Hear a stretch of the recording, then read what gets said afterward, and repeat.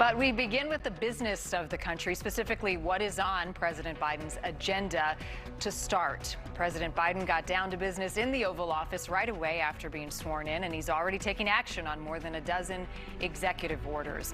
New this hour, NewsNation correspondent Michael Schur live for us in our nation's capital, a critical first 100 days for a Biden presidency. Michael?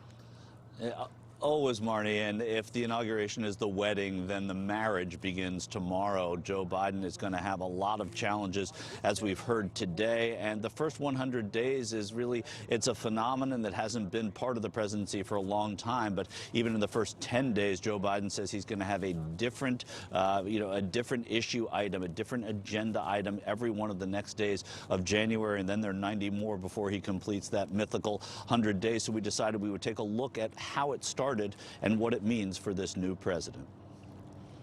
Our greatest primary task is to put people to work. It is a political turn of phrase that dates back to the start of America's 32nd presidency and has come to frame many administrations in enduring ways.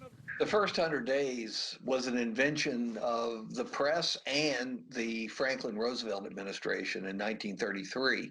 Larry Sabato chairs the University of Virginia Center for Politics. He says that what President Roosevelt had to work with is far different from what President Biden now faces. The country was quite literally dissolving.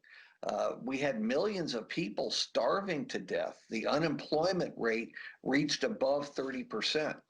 And so it was essential that Roosevelt raise hopes and expectations. Today, the obstacles are different, and so too is the playing field. We've never had a first 100 days during the middle of a pandemic.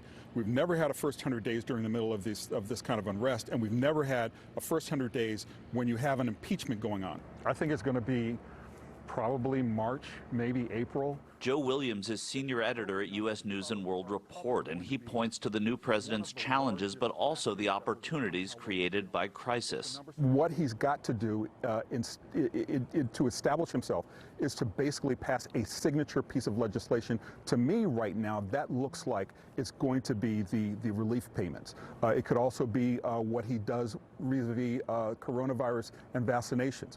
This is the National Arboretum in Washington, D.C., and these columns were moved here from the U.S. Capitol in the mid-1950s because they gave off an optical illusion that they couldn't support the Capitol dome. Well, the Capitol is certainly in need of support now, both literally and figuratively. So, too, the agenda of Joe Biden as he becomes president.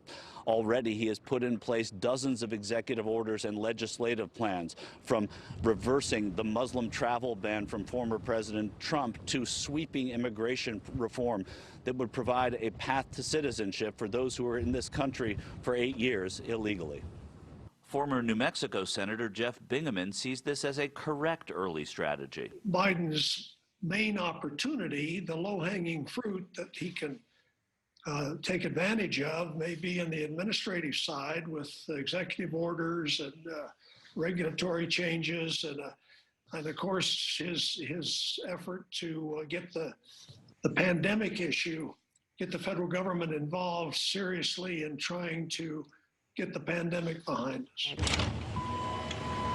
But the Biden presidency will be defined by how he faces down the crippling coronavirus. And already he has presented a plan to distribute 100 million vaccines in 100 days, a mask mandate for federal buildings and interstate travel, on top of an extension on eviction and student loan payment moratoriums. He's got to get that buy-in. He's got to get people understanding what he's doing. Well, to that end, Williams says the best blueprint for these next 100 days may be the early days of Ronald Reagan's presidency.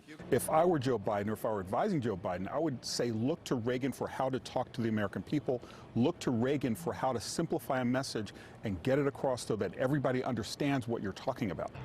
For Biden, that message needs to get across to members of the Senate.